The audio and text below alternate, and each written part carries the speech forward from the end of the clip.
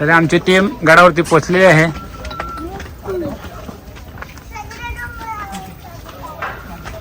Guide पाहिजे का आपल्याला? गाईड तिकीट घेतलं दादा. तिकीट घ्या मागचे. एंट्री फी घेतो मॅडमची.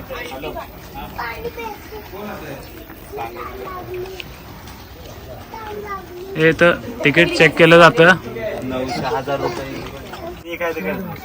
तर आम्ही आमची टीम चाललेली आहे गडावरती. जो आमचा एक गाईड आहे तो तिकीट हातामध्ये घेऊन येत आहे. कसं वाटतंय मित्रांनो तुम्हाला गडावरती आल्यानंतर? एक नंबर. जय भवानी, जय शिवाजी.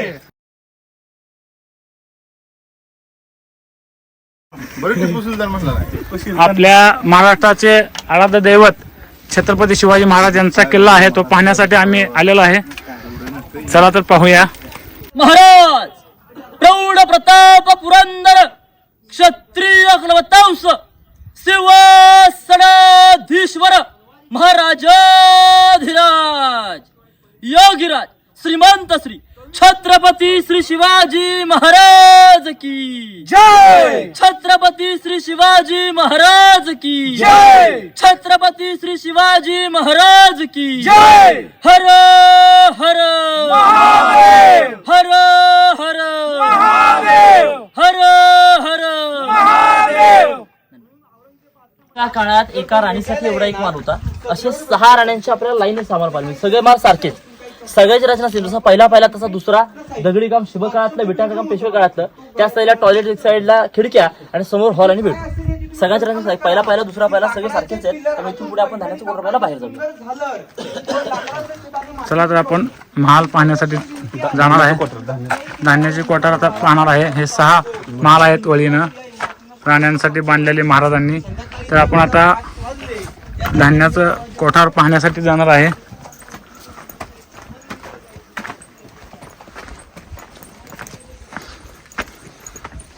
जेवढं करावं तेवढं कौतुक कमी आहे महाराजांचं किंवा महाराजांच्या मावळ्यांचं.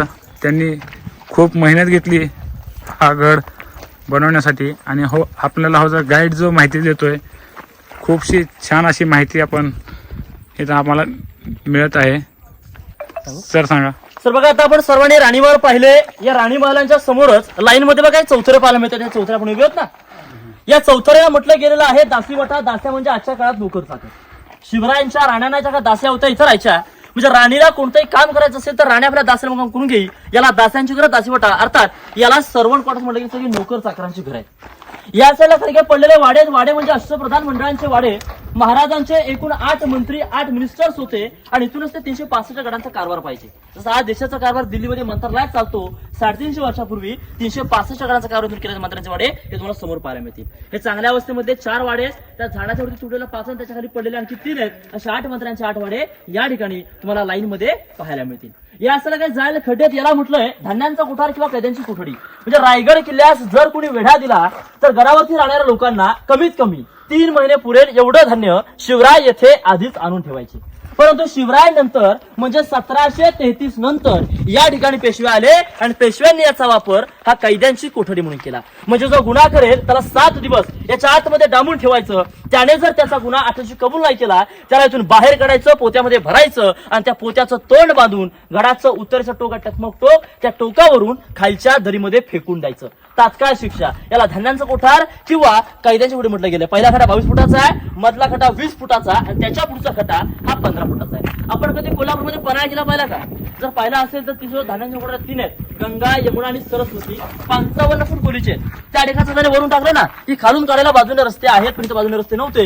इथलं वरून टाकलं की ते वरूनच लाकडी सुडीनं बाहेर काढलं जायचं. एकदा हे पाहू शकता तुम्ही, हे धान्याचं कोठार आहे. खाली पडलं तर काढता येणार नाही. खूप असं खोल आहे हे, तुम्ही पाहू शकता.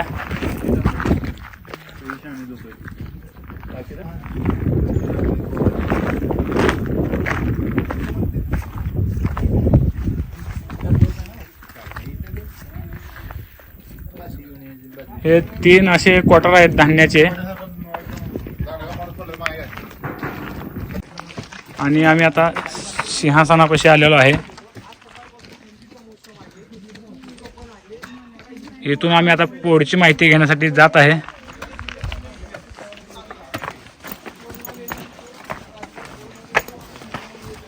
शिवाजी महाराज की जय हर हर महादेव.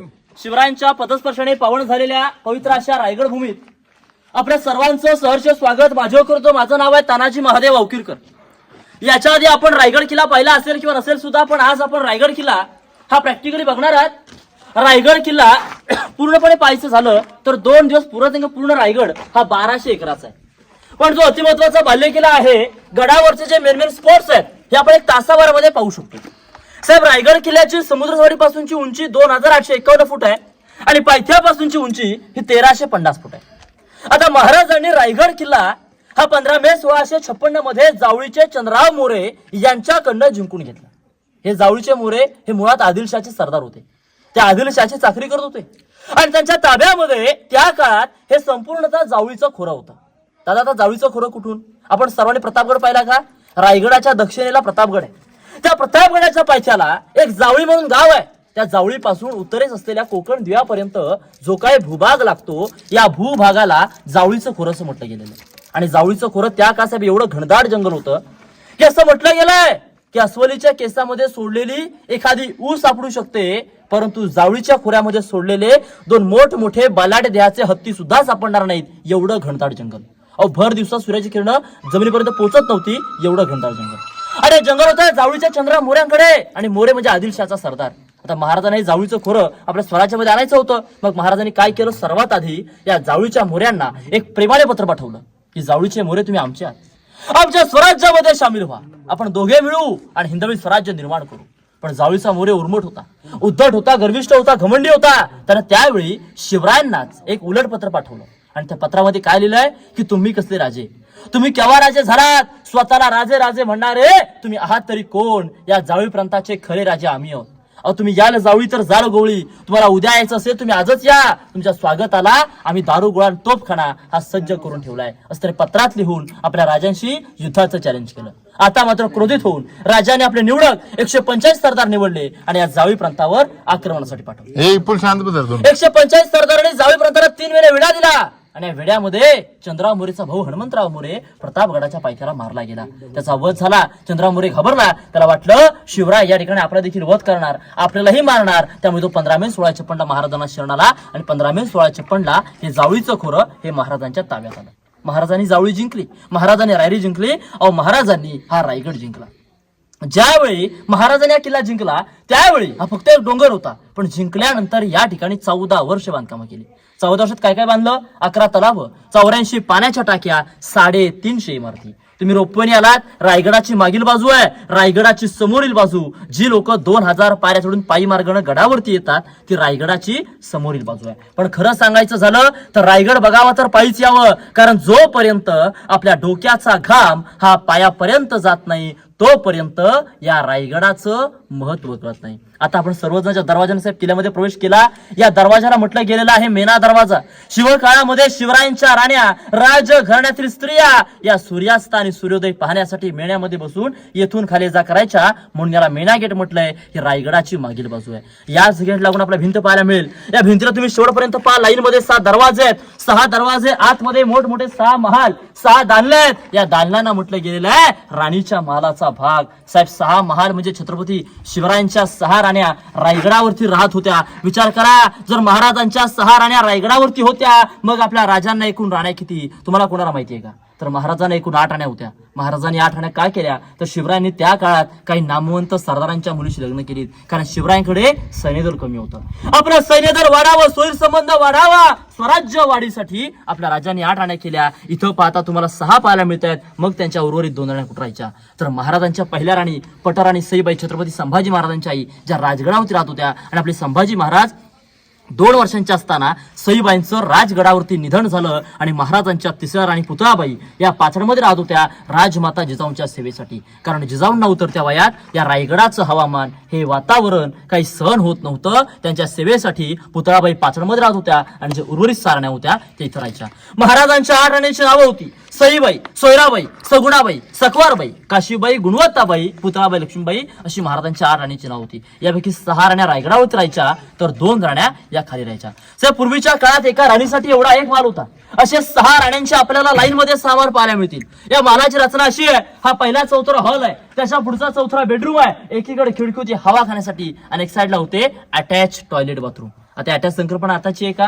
नाहीये, शिवकाळातली आहे. इंग्रज भारतात आले, त्यांनी भारतातील हे दगडाचं भांड पाहिलं, तिकडे गेले, मॉडिफाय केलं, आपल्यालाच परत पाठवलं. आपण काय म्हणतोय? वेस्टर्न टॉयलेट कमोड इंग्रजांनी बनवलं, पण त्यांनी फक्त कॉपी केलंय. निर्माण तर 350 वर्षापूर्वी आपल्या राजानं करून ठेवलंय. 350 वर्ष. हा 350 वर्षापूर्वी. आणि त्या काळातले दगडाचं भांड आवलं देखील तुम्ही पाहून आलात, हे त्या काळात दगडाचं भांड होतं.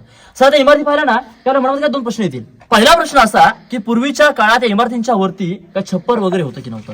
साहेब शिवकाळात या इमारतींच्या वरती पूर्णतः सागाचं छत होतं. वर होती कुंभारनळीची मातीची गोल आकाराची कौलं, आतमध्ये पूर्णतः पैठणी कापड, मखमली पडदे, मशालीचा उजेड आणि गोंड्याच्या फुलानं सजलेले हे भव्य दिव्य महाल. मग कल्पना करा त्या काय त्या महालाचं वैभव कसं असेल. परंतु 10 मे 1818 इंग्रजांचे 2 अधिकारी कर्नल प्रॉथर आणि मेजर हॉल या 2 अधिकाऱ्यांनी या साईडला डोंगर आहे, पोटल्याचा डोंगर, त्या डोंगरावर त्यांनी तोफा चढवल्या आणि त्या तोफांचा मारा त्यांनी तिथून या रायगडावर केला. रायगड किल्ला पूर्णपणे उद्ध्वस्त झाला. इतिहासाच्या नोंदीप्रमाणे रायगड हा त्यावेळी 11 दिवस जळत होता आणि 11 दिवसाच्या जळण्यामध्ये गडावरती जे सागाचं छत होतं, लाकडाचं छत होतं, हे सारं जळालं. आता पूर्ण किल्ल्यात तुम्हाला हे दगडांचे आणि काही विटांचे अवशेष पाहायला मिळतात. आणि दुसरा प्रश्न असा की आता आपण 1350 फूट उंचावरती आलोय आणि एवढ्या उंचावरती आपल्या राजानं 350 इमारती बांधल्या. मग विचार करा त्या काळात राजाने इमारतींसाठी हे असे मोठमोठे दगड आणि एवढे सारे दगड उंचावरती आणले कसे? अहो पायानं शक्य नव्हतं. त्यावेळी 4 मिनिटाचा रोपवे नव्हता.